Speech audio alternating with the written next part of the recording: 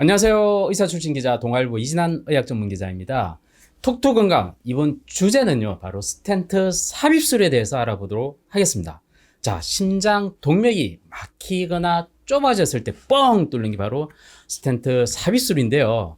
최근에 김정은 북한 국방위원장이 바로 건강 이상설이 돌면서 바로 오른쪽 손목에 바로 검은 점을 보고 혹시나 이 스텐트 삽입술을 한 게 아니냐 해서 궁금증을 자아냈는데요. 이번 계기로 한번 스텐트 삽입술에 대해서 알아보는 시간을 갖도록 하겠습니다. 구독과 좋아요 눌러주시고요. 바로 시작하도록 하겠습니다. 자, 이번 주제 바로 스텐트 삽입술입니다. 오늘 또 대가를 모시고 이야기를 나눠보도록 하겠습니다.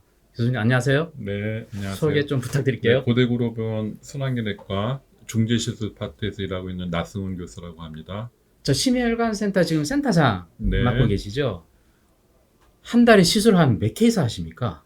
글쎄요, 관상동맥 중재시술, 네네. 스텐트 삽입술은 뭐 적게는 50명, 70명에서 많게는 100명 가까이 할 거고요. 와. 말초혈관 시술도 꽤 많이 하고 있습니다. 매일 쉬지 않고 하신다는 얘기시네요. 네. 네.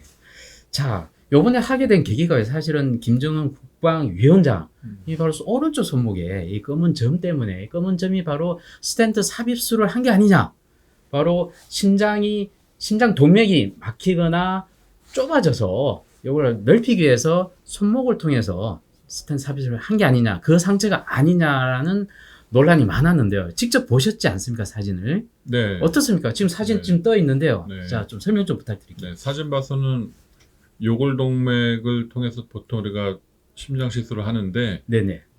요골동맥이 엄지손가락에 가까운 쪽 네. 방향이어야 되고 네네. 또 손목 주름에 가까운 쪽 보통은 2-4cm 이내 간격이어야 되는데 지금 점의 위치 봐서는 요골동맥하고 네. 또 척동맥 네. 그 두 군데 중간쯤 돼서 아, 위치가 보통 시술하는 위치랑 맞지가 않다고 판단이 되고요. 네. 그다음에 그 빨간 점 그렇게 크게 시술한다고 남지 않거든요. 네. 그래서 여러 가지 정황상 거기가 요골동맥을 통해서 시술했다는 증거가 그렇게 이야기하기에는 객관성이 결여됐다 이렇게 생각을 하고 있습니다. 네. 이게 제가 지금 빨대를 준비했는데 이게 바로 여러분 요골동맥이라고 생각합니다. 이 요골동맥이 굉장히 가는 동맥이죠. 자, 요골동맥은 바로 우리 엄지손가락 요쪽 부위를 지나갑니다. 그래서 김정은이 상처가 있거나 의혹이 있던 그것은 바로 중간 지점에 있습니다. 그래서 스텐트 삽입하는 그 위치가 아니라는 설명입니다. 자, 그렇다면 우리 스텐트 삽입술 있잖아요. 일반인들이 모르는 분도 계실 겁니다. 스텐트 삽입술 어떤 겁니까? 자, 스텐트 삽입은 네네. 일단 허혈성 심장 질환이죠. 네네. 협심증이나 심근경색증을 총칭하는 건데 협심증은 혈관 관상동맥 혈관이 네. 보통의 경우는 내경이 70% 이상 좁아져서 심장이 원하는 운동을 하기에 필요한 산소나 양분이 공급되지 않아서 네네. 흉통을 느끼게 되는 그러한 병이 협심증이고 네. 심근경색증은 관상동맥의 혈관 자체가 완전 폐쇄가 일어나서 네네. 심장 근육이 괴사하고 썩는 거를 네. 이야기하는 것이죠. 그런 경우에는 좁아진 혈관을 넓혀주는 확장 시술을 하고 확장된 것을 지지를 잘 해주는 금속으로 된 스텐트라는 보형물을 넣어서 네. 관상동맥 혈류를 유지시켜주는 치료를 하는 것이고 폐쇄가 된 심근경색증의 경우는 그 막힌 곳을 뚫어주고 마찬가지로 스텐트 삽입을 하는 그런 시술을 일단 중재시술이라고 통틀어서 이야기를 합니다. 자, 그래서 우리가 좀 많이 좀 준비를 했습니다. 이게 바로 심장 모형 아닙니까, 선생님? 그러니까 이 심장에서 우리가 요 심장 동맥 요 부위가 막힐 때 바로 스텐트 가져왔습니다. 이 스텐트 눈에 보이시나요? 이게 잘 안 보이시죠? 그래서 이게 스텐트인데 이게 되게 네. 금속으로 돼 있다고 생각했는데 마치 스프링처럼 굉장히 부드럽고 탄력성이 있습니다. 이게 요런 건가요? 네네.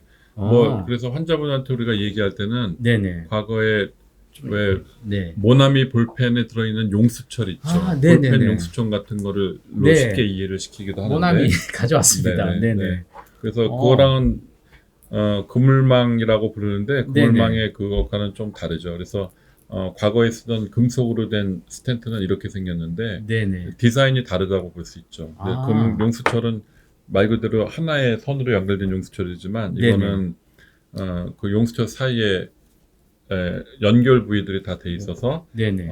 전체적인 혈관벽을 다 동일한 압력을 지탱해 주어서 네. 혈관벽이 다시 쭈그러들지 않게 아, 그렇게 그러니까요. 이게 해주는 탄력성이 있어서 쪼그랐던 혈관 속이 삽입을 하며 다시 혈관이 펴지는 효과를 좀 그렇죠. 생각할 수 있을 예. 것 같은데요. 자, 근데 스텐트 삽입술 그러니까요. 우리가 저 때만 하더라도 제가 92학번이니까 그 당시만 하더라도 2000년대 들어와서 흔히 하던 시술이 바로 스텐트 삽입술은 바로 대퇴동맥, 우리 사타구니 쪽에 들어가서 하는 그런 시술이거든요. 그래서 보면 사타구니의 대퇴동맥의 크기가 좀 또 빨대를 가져왔는데요. 요거보다는 좀 작고 요거보다는 좀 더 큰 한 중간 정도 되는 이 대퇴동맥을 통해서 우리 스텐트라는 요걸 집어넣어 가지고 확장을 이제 심장까지 가서 이렇게 확장을 시키는 역할을 하는 거였거든요. 근데 이제 요 김정은 요 국방위원장 이슈가 되면서 손목에도 이렇게 좀 하는구나라고 하는데, 실제로 아까 요골 동맥, 요거는 동맥이 굉장히 가늡니다. 이게 정말 들어갈 수 있는 건가요? 일단 스텐트가 이렇게 펴젖혀진 거를 모양을 보여주기 위한 것이 지금 모습이고 네네. 스텐트라는 거는 얇은 도관을 통해서 이런 요골동맥에 얇은 유도초라고 하는 시술을 위한 도관을 꽂고요. 그 네네. 꽂는 관을 통해서 얇은 유도초선 0.014 인치밖에 안 되는 얇은 유도초선을 심장 혈관까지 집어넣고 거기에 따라서 풍선으로 넓혀주고 네네. 그 다음에 스텐트를 넣는 거기 때문에 스텐트는 이게 다 접혀져 있어요. 꽉 접혀져 있고 이 안에 풍선에 들어간다는 뜻인가요, 그러면? 그렇죠. 풍선에 오. 말려져 있어서 네네. 아주 얇게 포장이 되어 있는 거예요. 포장이 네네. 되어 있는 상태로 이 도관을 통해서 심장까지 도달하고 와. 그 스텐트 안에 들어있는 풍선을 넓히면 네네. 스텐트가 혈관벽에 붙고 풍선을 오므리면 스텐트만 남고 풍선이랑 네. 유도철선을 빼는 거죠. 그래서 체내에는 스텐트 하나만 남아드는 그런 것이 시술의 원리라고 할 수 있겠어요.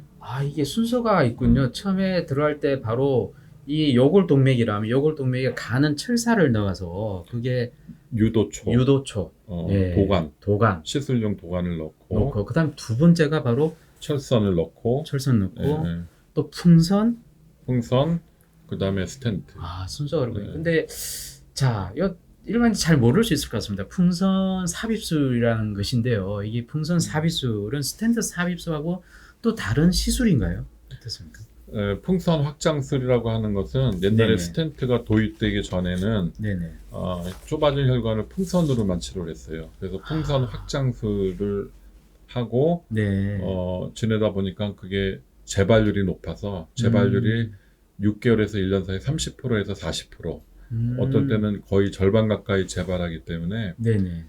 그걸 재발을 줄이고자 개발된 게 금속으로 재발되는 것을 버텨보자 해서 나온 게 금속 스텐트예요. 그래서 금속 네네. 스텐트가 이제 한동안 많이 쓰여졌지만 금속 스텐트 자체도 네. 재발이 또 생기는 것을 발견하고 금속 스텐트라 할지라도 네네. 재발률이 거의 10%에서 20% 반년에서 1년 사이에 이렇게 네. 재발을 하니까 네네. 이제 계속 시술 기구들이 발달을 해온 거죠. 그 발달 중에 하나가 어떤 건가요? 그래서 요즘 쓰는 스텐트들은 네네. 전부 약물 용출 스텐트 이렇게 얘기해서 네.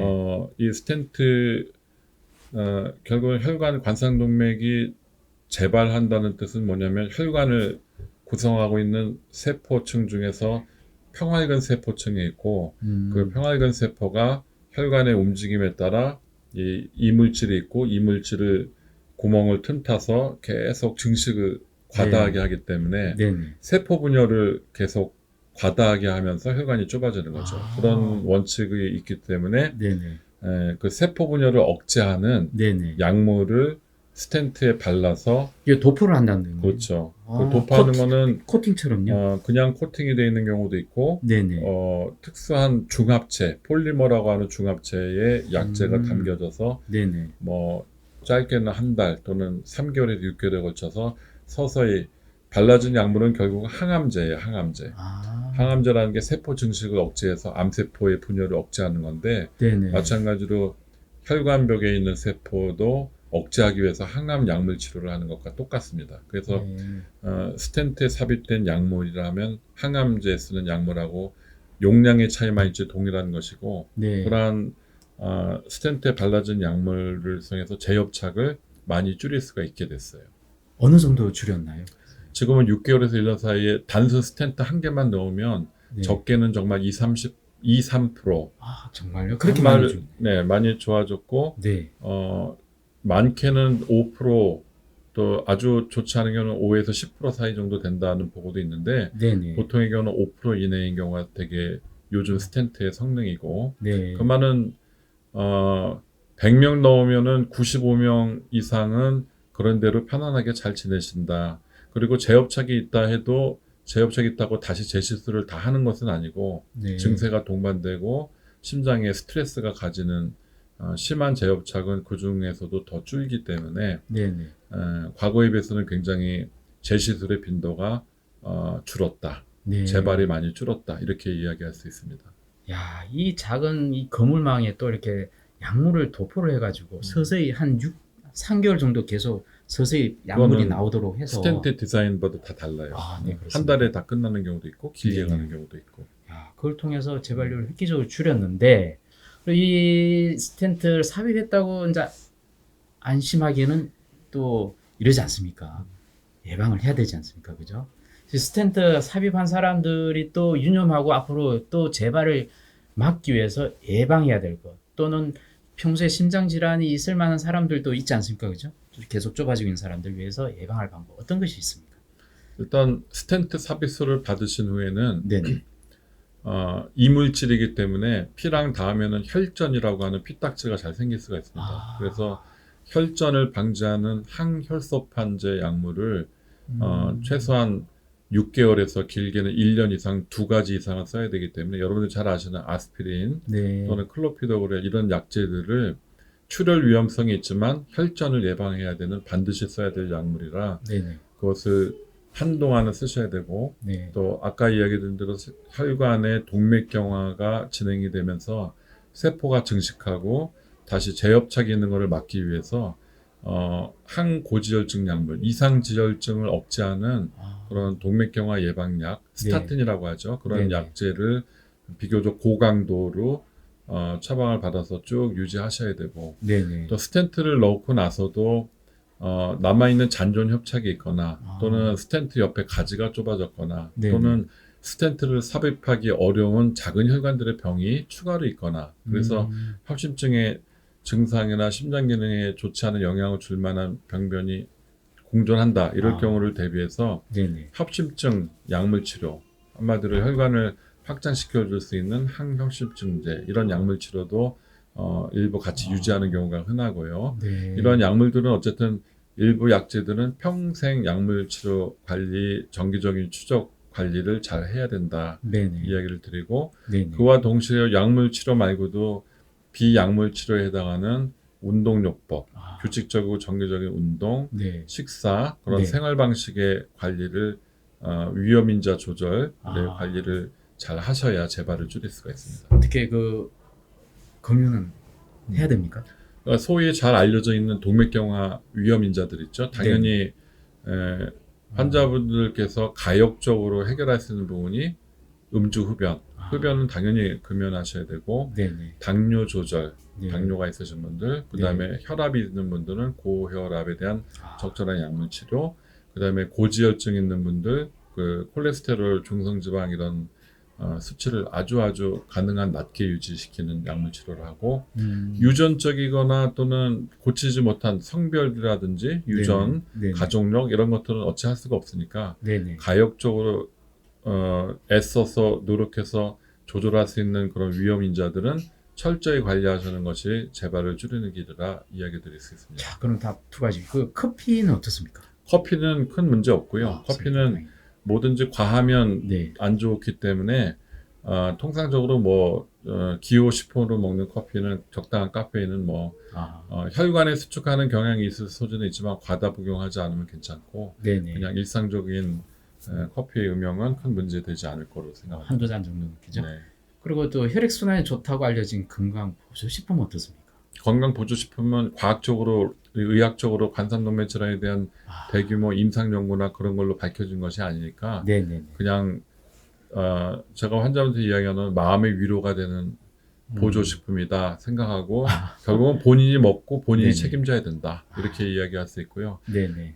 이미 과학적으로 입증된 약물들은 여러분들 담당 주치의들이 알아서 다 처방하고 관리해 드릴 것이므로 네. 그거 외에 보조적인 것은 사실상 의학적으로 꼭 필요하지는 않지만 네네. 마음의 위로가 되는 부분으로 먹어서 더 좋을 거야 이런 것까지 막을 수는 없으니까 네. 그거는 담당 주치의들하고 상의하셔서 결정하시는 것이 좋겠습니다.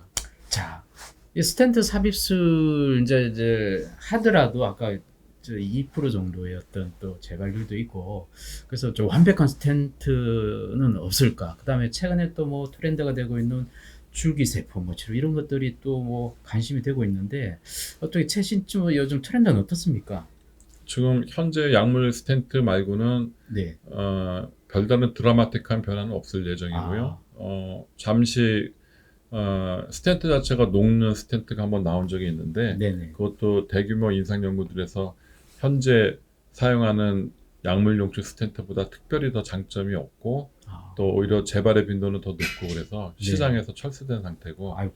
그 외에 다른 지금 대치하거나 또는 전망이 좋은 새로운 스텐트 대용물들은 네. 현재까지는 알려진 바가 없고 네. 아직 계획도 없습니다. 줄기세포는 어떻습니까? 줄기세포 부분도 사실은 심근경색 후에 심장 기능이 떨어지거나 괴사되고 죽은 조직에 네네. 줄기세포를 주입해서 심장 기능이 회복되는지 등등 여러 가지 검사나 치료 방식에 획기적인 발전이 있나 많은 시도들을 해왔지만 심장 기능이 상승하더라도 네. 약물 치료하고 재활 치료하고 운동요법하고 하면서 생기는 이득보다 아주 유의하게 고비용 많은 노력을 들여서 해도 아주 네. 드라마틱한 변화는 없어서 일선 심장 전문의들 사이에서는 실용화될 수 없는 현재로서는 그런 치료에 속한다 이렇게 생각을 하고 있고요. 네네. 줄기세포가 심장에 관한 한은 아직까지는 통상 치료를 넘어서는 큰 역할을 받는다고 믿기는 어렵다 하는 현실입니다. 자, 여러분 스텐트 삽입술에 대해서 우리 나순 교수님께서 아주 자세하게 또 명확하게 설명해 주셨습니다. 많이 도움이 되셨는지 모르겠는데요. 자, 오늘 이렇게 좋은 얘기 말씀해 주셔서 감사합니다. 네. 네. 여러분 도움이 되셨으면요 구독과 좋아요 꼭 눌러주시고 또 댓글을 달아주시면 그 궁금한 거 바로 답변을 드리도록 하겠습니다. 다음에 또 뵙겠습니다.